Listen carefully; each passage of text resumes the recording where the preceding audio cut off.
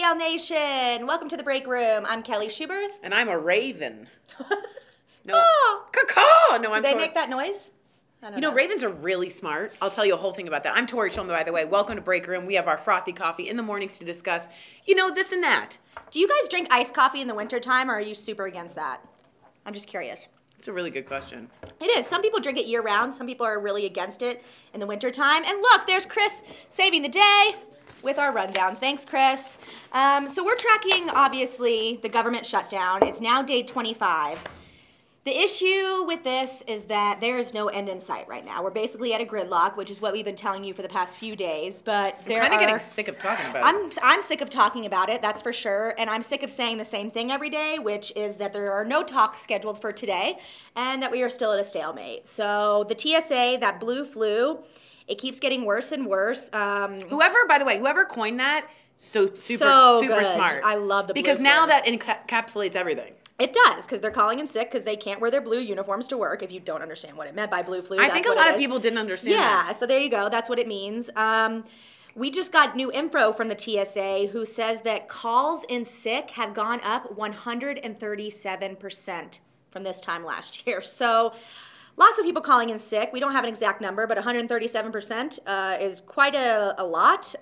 In the meantime, members of the U.S. Coast Guard, 43,000 of them are also working without pay. They're supposed to get their paychecks today. They will be getting pay stubs with $0 on them, as we saw with the 800,000 last week.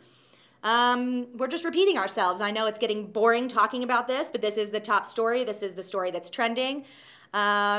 This is what's happening in our country right now. You know what's ironic? What? I feel like we're beating our heads against the wall, and the wall is what we're freaking talking about. It's so true. That is ironic. And I don't should say that on the show today. Okay, thanks. That's good. I like that. I don't know. I don't have an iPad at all, so I can't get to any of your comments. We're good. We're good. Let's see. Okay. I want to get your comments in here and let everybody know. So we want to know what you guys are thinking about the shutdown. Are you shut down because of the shutdown?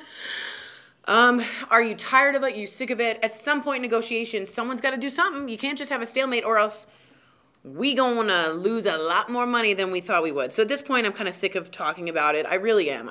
You know what I feel like? I feel like an adult babysitter that's like, I'm dealing with a child, and I'm like, I'm no longer having this conversation with you. You figure this out. I'm going downstairs and watching a really crappy Modern Family because I'm really bored. You deal with this, and I'll talk to you later. End of discussion. All right, I feel like a mom should take care of everything. Get them. Yeah. We've got some comments coming in from DBL Nation. I'm going to check them out here right now. Facebook. Oh, they're talking about the Gillette commercial. We'll talk about that in a minute. What? Okay. John Venturini also chiming in. He says, "Good morning, nation." He just says, "Good morning, nation. Good morning, aw, caw," he says. He says he likes an iced Americano with an extra shot. Tammy says, "Hi, DBL." What's up, Tammy? Kevin drinks it both hot and cold during the winter, hot in the morning and cold in the afternoon. And Jenny Brown Garcia on Facebook. Thanks for joining us this morning, Jenny. What's up, boo-boo? Jenny says, "Love you, Tori. You're awesome." Oh my God, Mom, stop writing in. Big deal. No, I'm just kidding. That's awesome. Yes, notice how many more comments we got about coffee than the government. It's just like, come on. So y'all can write in. We have a lot more to talk about today. But again, I think that here's one thing Trump's really great at is feeling the mood, and the mood is shifting and shifting quickly, and we're all getting really tired of it, even those on his side. For the first time, his base, white men with no college education, 47%. For the first time, he's in the red for people that disapprove. That's when you're going to start to see the tide shift. Yeah. Is that it? Yeah. The tide shift, right? is that the saying? Yeah, the shift in the tide. Yeah, you're going to see the tide shift. I keep saying that, but then there's no shift. There's no tide shift. There's no said tide shift. So yesterday at Atlanta's airport, just continuing to talk about the TSA. Oh, I saw this video. 3 hours to get through security. Did you see this, guys? If you haven't, it's amazing. It's online. Someone said, this is the longest line I've ever seen. They did a time lapse. It just kept going and going and going and going. And then I was like, I've never seen a longer line. And we actually have some members of DBL Nation. John Venturini sent us a picture this morning from BWI Airport, and that's in Baltimore. Had no lines. No lines at all. He got through LaGuardia. Really swiftly. Okay, so it's different airports. And John Venturini is so nice. He said he did try to give them some sort of compensation, and they were not able to take anything, which was very nice. I almost tried to tip. And I think it's nice to do that. I think it's a nice thought. Obviously, they're not allowed to accept that, so that's a bummer. Stephen Hill, who always writes in about my observations about our hair and our makeup, just wrote in, GM guys, good morning. Tori, compliments to your eye makeup guy. Dre, it's a new palette that I've been telling everyone about. It's super cheap. Look at ColourPop, COLOUR, the English way of saying it. Man, the pigment stays. If you're into makeup, I highly recommend it. I was overserved at dinner and ordered a lot of ColourPop makeup, and it just came, and now everyone's enjoying it. I love it. Okay, DBL Nation, we've got some other comments coming in from you guys. Kevin is joining us on YouTube. He says, I'm sick and tired of this government shutdown. I'm done with it all. Brandy Sprong joining us on YouTube. Thanks for joining us, Brandy. She says, I'm over politics in general. Me Can you guys too. believe this? Tori Shulman's about to say this. So am I. I was waiting for like a sound effect to come up, and it never came. It never came, but that was better. The silence It was was important. good. It made me a little awkward and Do I look like uncomfortable, which politics are. I'm so sick of inaction. At this point, a 3-year-old could figure this out. Take the wall off the table just so people can get paid. I think we can all agree. Do we want a Coast Guard man or woman that is Gonna come serving save our you? life? Yeah. Do we want him or her to have money? Yes. Yes. I think we can all agree. Same with the TSA officers. They're saving you. Yeah, it's crazy. Protecting you on a so plane. whether or not you dislike the government, the administration, now we all agree these people need to get paid, and I'm sick of saying it. Okay, ready? Now it's time for my favorite story of the day. This is the best story of the day. You can argue with me all you want, but I'm going to win because it's the best story. So, I think I know what this is. We have many, many French fries. Okay, yeah. So, President Trump last night hosted the Clemson Tigers, which this is a touchy subject for me because I'm an Alabama fan, but they... No, it's okay. Alabama always Where wins. is Clemson? South, north... Oh, I don't know. Oh, I thought you were like teasing me because I No, don't I was know. You asking. don't know. No, Where is Clemson? I thought you were questioning me. Do you guys North know? or South Carolina? I'm picturing Tigers. Do you know? One of the Carolinas, right? We are awesome at sports. I think it's one of the Carolinas. Athletics. John Venturini is going to get on us Somebody for this one. write I'm us pretty in sure about it's this. coming in. So he hosted them last night, but because of the government shutdown, the kitchen staff at the White House is not there because of the furlough. Irony. So that's funny. So President Trump has to pay for the meal himself. So Leo, can you go ahead and pull up the picture? And Domino's. And as you can see in this photo, President Trump is very, very satisfied with the spread. He noted in his remarks when he was talking to the team that he loves fast food himself, which we've heard before. This one offended me a little bit. He said he was going to have the first and second lady make salads. But Who's the second lady? the vice president... I know. No. It's Mrs. Pence. well, he called her the second lady. I don't think that's what we call her. Anyway, He called her the second lady, Yeah, so never I heard thought that was a Okay. term. I So- could be wrong. No, I don't know. That's just what he called her. And so You can say he's loving it. He said that, right?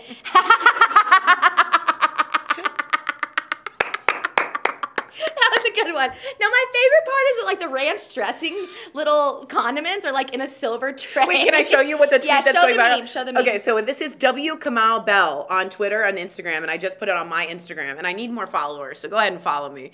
It says, White House staff are choking back tears. I guess we could use the Lincoln gravy boats for the McNugget sauces. And here it is. They did use fancy silver, if you guys can see, for the McNugget sauces.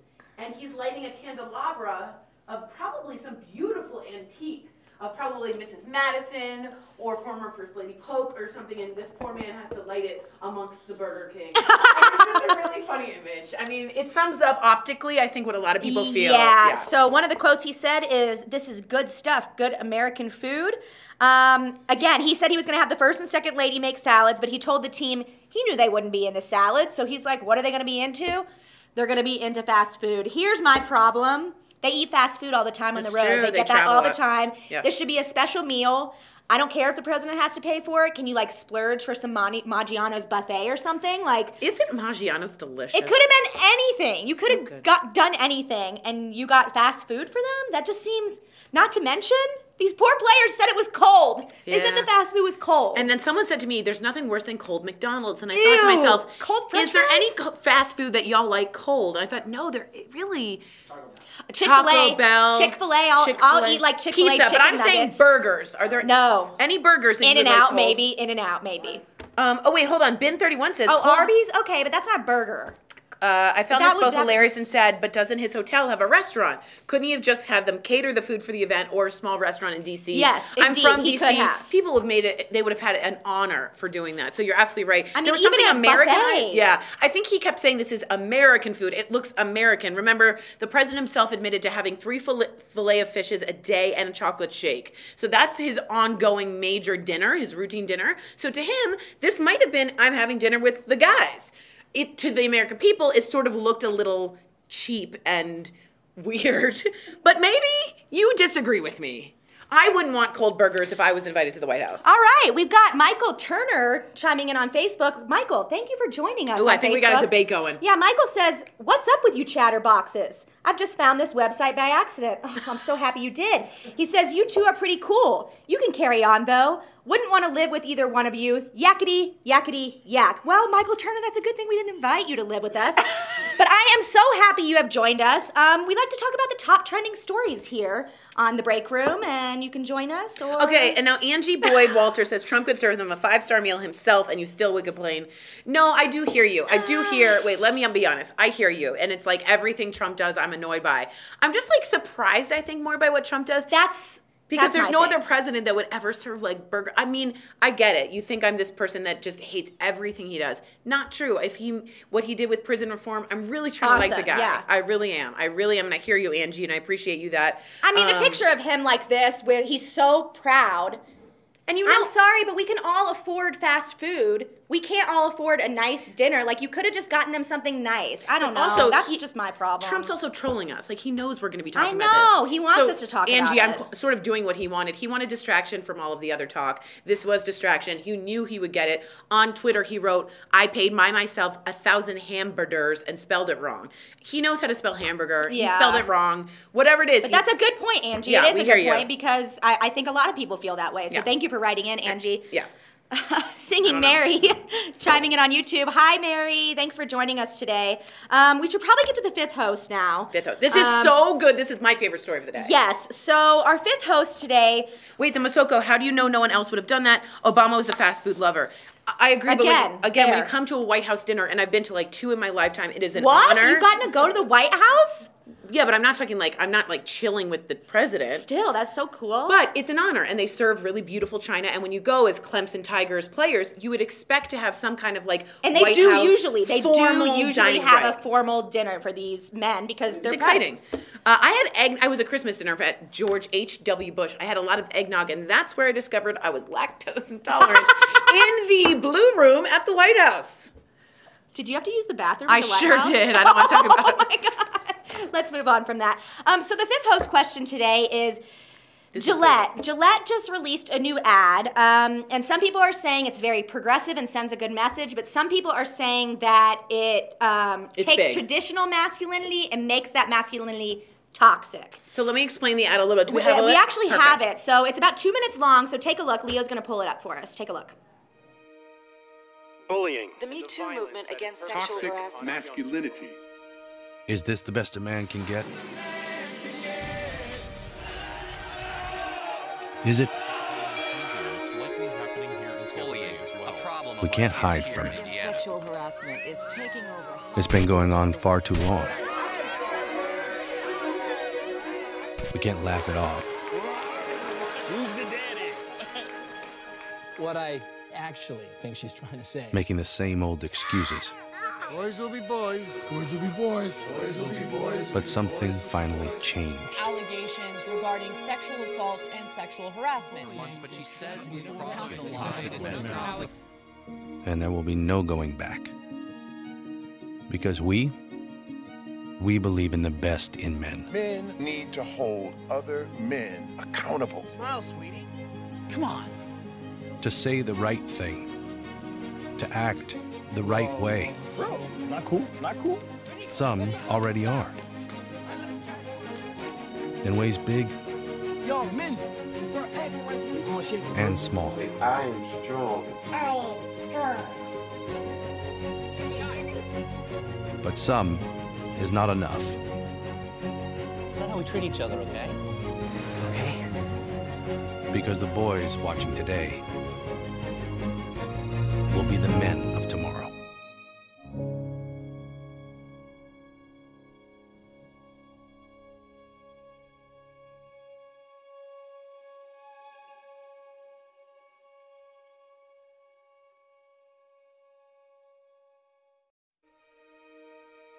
Bullying. The Me Too movement. So, yeah, a little teary-eyed. I think that ad's very emotional. I think a lot of us got the same feeling from that, but there are a lot of people across America right now who don't have a good feeling about this ad.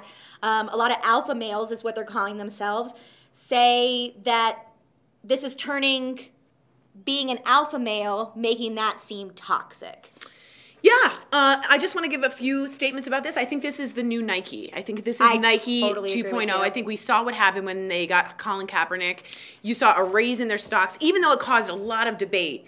You saw Nike move forward politically as a brand. And because it's something that's happening now. Correct. Yes. And it's very now. And to be honest, Yep. if you want to be a brand right now, you somehow, some ways have to somewhat get political. And this is a political It is, ad. I mean, let's be 100%. honest. They chose very left-wing, progressive hosts. Clips, yeah, and viral hosts. clips, So yeah. I do understand that. I think the moment that's getting alpha males really upset is the moment when the two boys are playing and wrestling at the picnic. Okay. And the men who are flipping the burger say, let's go Boys break it will up. be boy. And they say boys will be boys, and then they realize no, let's break this up. A lot of our staff was saying, hey, that is boys will be boys, and a lot of the other staff were saying, no, that's a bullying That's someone what else. starts off that, Right. yeah. So it really, for Gillette to call out themselves in an old sexist ad, for Gillette to be speaking about this, and here's my third take and final take, and then I'll talk to you guys about what you thought.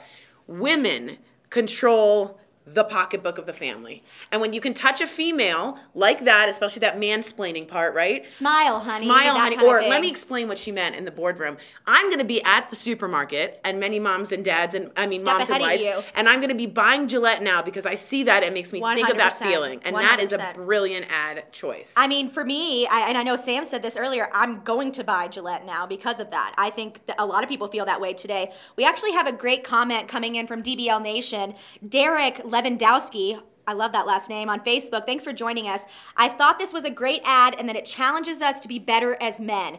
Good on them for not even using the word razor in the entire I know. ad. How cool is that, though? And It gives also- me chills. I know. How cool is that? And also, what's the most masculine item, really? A razor. You A think of razor. a man shaving. You think Shaving, like yeah. cowboys. You think Yep. of. So someone wrote in, why do you think this is political? It's for me, it's all personal. Carrie Adams said that. The reason I said that, and I said it specifically, is because, and if you look at it from the other side, they didn't choose neutral.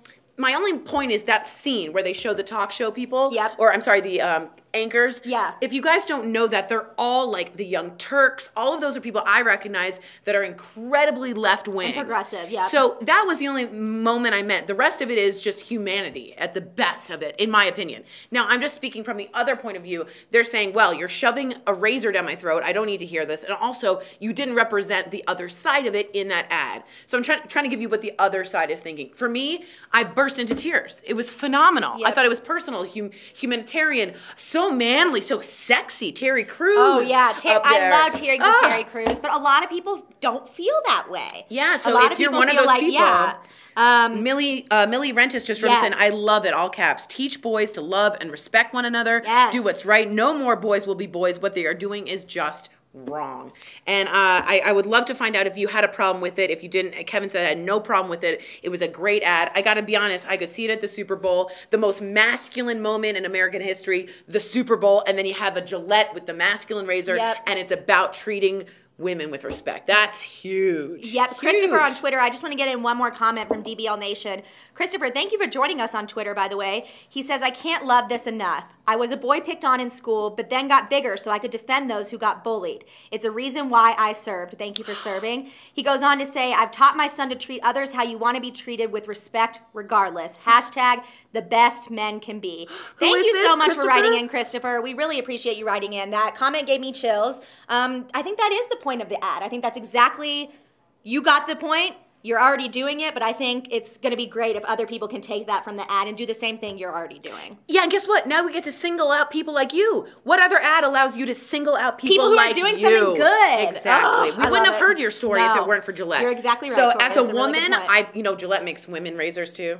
And so a lot now of people I'm are buying actually it for myself. a lot of people are saying the prices are a little too different with the women's versus the men's, and they need to be more even, is what they're saying. Okay, well, I'm That's a sure really they'll good listen point. to that. Yep. Singing Mary just writes in, I don't see why an alpha male would be upset upset by this either. Like you said, we learn by example, and this has to do with humanity, being a good man and setting a good example. Let me give you a tweet that someone wrote in about the ad, which is ironic. It starts with, "This ad had me in tears," speaking about an alpha male, which is ironic. But he said, "I'm an alpha male, and what you're saying to me is you castrated me." And I think what I think and what I'm hearing is, it's that scene where the two boys are wrestling. They're saying, let a male be a male. And what a lot of the other people in our meeting said is, that wasn't a men, boys being boys. One of the kids was bullying. If you look closely, you could see it. Yes, I think some people missed that part of the ad, that they were just playing around. They're not. One of the kids is being bullied. So I think that's probably why people are confused. But that scene seems to be the most interesting. Kevin Ang, I just want to finish up with this, is a razor is a rite of passage for all sorts of men. And for Gillette to use it to talk about masculine, think about it. You go through puberty, and that's when you pick up the razor. Yep, and that's when you learn those habits of bullying or respect. Great point. That's a really great point. Thank you, DBL Nation, as always, for joining us. You're gonna see your comments on the show. They're going please crazy. Keep sending them in. Oh, and we're adding more time for your comments at Fifth Host, and less of our comments. So make sure to write in, because you have more of a chance of getting read. And again, it's a safe space. We want to have a debate with you, and we want it to be a safe space. So love to hear your opinions on this. Please send us your comments. We're gonna go to Heart Threads now, and this one is a really good new one. So check it out. Yes. I couldn't believe the amount of hate and ignorance that was out there. Children like Sophia are children. To be honest, many people don't even view her as a human. And I'm really just fighting for the most basic human right. She deserves respect, and she deserves dignity. It was shocking to hear that news, that your child might not survive birth. I was 34 weeks pregnant when I found out that Sophia had facial, hand, and foot deformities. I went to an ultrasound at 34 weeks, and that's when they told me I needed to see a specialist right away. They were trying to figure out what they were looking at in the ultrasound. It felt like my world was caving in. Sophia is 10 years old, and she is profoundly disabled, and she was also born with facial deformities. She has Rett syndrome, and that causes seizures, issues with breathing, tremors, and it takes away your ability to walk, talk, and pretty much do anything for yourself. But she is the strongest human being I know. She's sweet, and she's positive, and she loves to cuddle. When I would first take Sophia out when she was a baby, people were very mean, and they were cruel. I felt really depressed and sad that people couldn't accept my child and see how amazing she really is. And from that point on, I began to retreat and stay a bit more private. I would have to muster up just so much strength just to go to the grocery store, only to be brought back down again because someone else did something mean or stared and whispered or completely avoided us.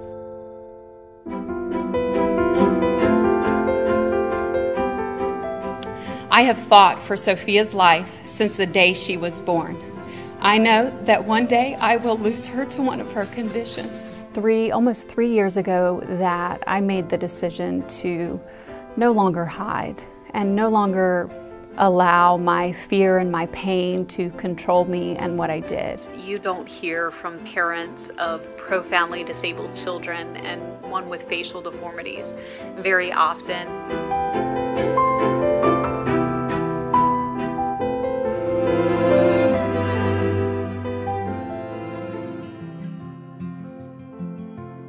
My fight turned into a global fight, really, when I fought against Twitter to take down a post using Sophia's image to promote abortion for disabled children.